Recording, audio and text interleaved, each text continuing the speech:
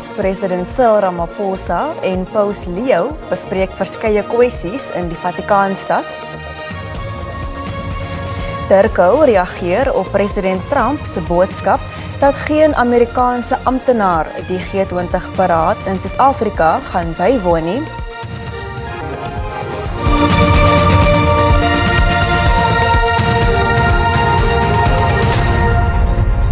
Goeienaand en welkom by die Saterdag aand bulletin. Die regering van die Vatikaanstad in Rome het die ontmoeting tussen president Cyril Ramaphosa en Paus Leo as hartlik en insiggewend bestempel. Dit was Suid-Afrika se eerste hoë-vlak ontmoeting met die nuut aangestelde paus van die Katolieke Kerk. Gesprek het president Ramaphosa sy waardering uitgespreek vir die bydrae wat die Katolieke Kerk aan Suid-Afrika lewer, veral wat onderwys en gesondheidsorg betref. Ramaphosa het boeke aan die paus oorhandig oor twee van Suid-Afrika se ikone, oud-president Nelson Mandela en aartsbiskop Desmond Tutu. Die paus het 'n beeldhouwerk, 'n fotoalbum van die apostoliese paleis en 'n boodskap van vrede wat deur sy voorganger, Paus Franciscus, op 1 Januarie gelewer is, aan Ramaphosa geskenk. Die ontmoeting was 'n geleentheid om 'n hernuide fokus te plaas op kwessies soos humanitêre hulp, klimaatgeregtigheid en wêreldvrede. Suid-Afrika en die Vatikaanstad het 'n lang geskiedenis van diplomatieke betrekkinge wat in 1994 gesmee is. Die president word vergesel deur die minister van internasionale betrekkinge, Ronald Lamola.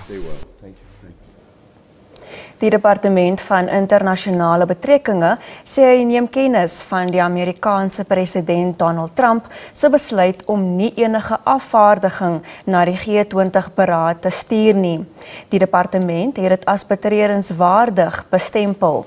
Vroeër vanjaar het Trump aangekondig dat hy nie die beraad gaan bywoon nie en sy adjunk JD Vance sal stuur om die VSA te verteenwoordig.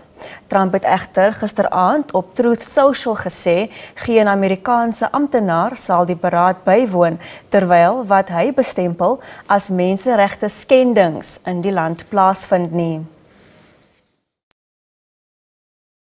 Dat Suid-Afrika nie in die G20 hoort nie.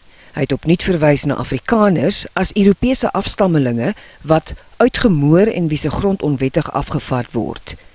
Intussen sy internasionale betrekkinge, Trump se beweringe word nie deur feite gestaaf nie en dat Suid-Afrika deur sy verlede van rasseongelykheid ander lande deur middel van die G20-platform kan help om verdeeldheid te hanteer. Volgens 'n senior navorser en direkteur vir Africa-Asia Dialogues, Tembisa Fakude, sal Amerikaanse afgevaardigdes wat saam met Suid-Afrika se huidige leierskap gewerk het om die komende G20-beraad te reël, beslis teenwoordig wees. The tripartite chairpersonship secretariat, which is consists of the past, present, and future leadership or chairpersonship of the G20. And Americans were part and parcel of that. South Africa will be working with America after President Cyril Ramaphosa hands over the chairpersonship on the 25th. So that's one. Number two is President Trump is on a back foot at the moment in the United States following heavy criticism about him prioritizing white refugees into the United States. So he's shifting the goalposts by basically saying it's not about whiteness, it's about the persecution of Afrikaners, which is obviously false and a lie. In die beraad sal die 20ste vergadering van die groep van 20 wees. Die ondersoekdirektoraat teen korrupsie het bevestig dat sy hoof van ondersoeke en operasies, Matthews Sesoko, gisteraand in Kempton Park aan die Oosrand ontvoer is. Hy was op pad huis toe hy gekaap en aangerand is. Subsequently received assistance and was taken to a nearby police station to report the incident. He is currently receiving medical attention following this traumatic incident. At this stage, the motive for such action is unknown and no speculation can be made on whether it is related to his work at IDEC, but the timing of this incident reflects the possible dangers in the space that he operates in.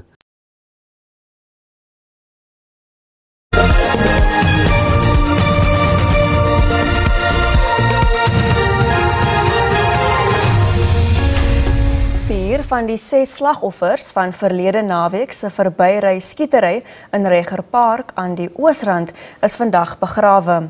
6 mense is dood en 3 gewond toe onbekende aanvallers op hulle losgebrand en weggejaag het.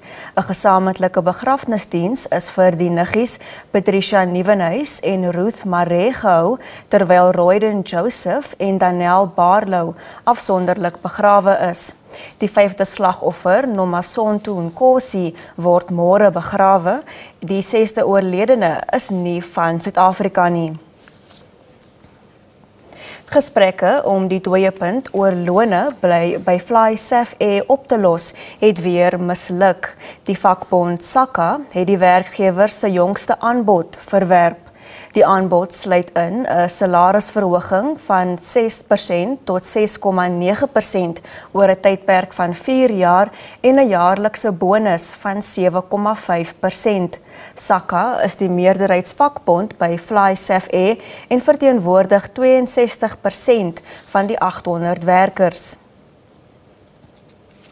In Kaapstad het die Nasionale Unie van Mynwerkers geëis dat alle kollektiewe ooreenkomste onmiddellik onderteken word en dat die nasionale minimumloon streng afgedwing word in die konstruksiesektor.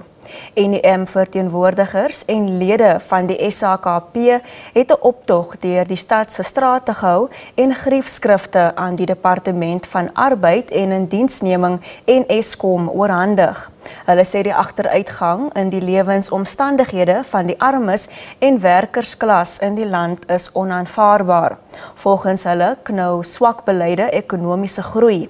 Hulle is ook gekant teen die ontbondeling van Eskom en sê dit sal uiteindelik lei tot die privatisering van die staatsbeheerde entiteit en die uitbuiting van werkers.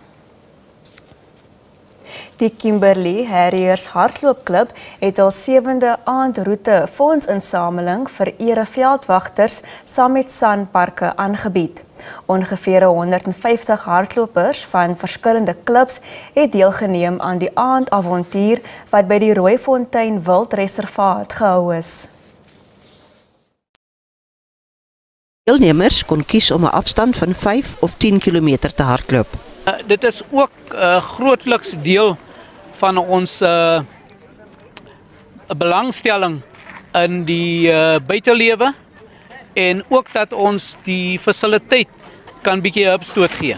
SANParke het ongeveer 2500 vrywilligers wat as ereveldwagters werk.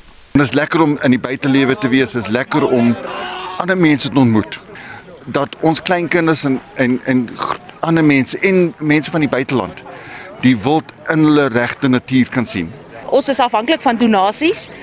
Nie 1 sent wat inkom gaan in ons sakke in nie. Ons is almal ook vrywilligers en alles wat ons uitsit, die brandstof wat ons ry, alles kom uit ons sakke uit, maar ons doen dit vir die liefde vir die natuur. En dit is dan al vir vanaand. Ons is môre aand 6:15 weer terug hier op SABC2. Totsiens.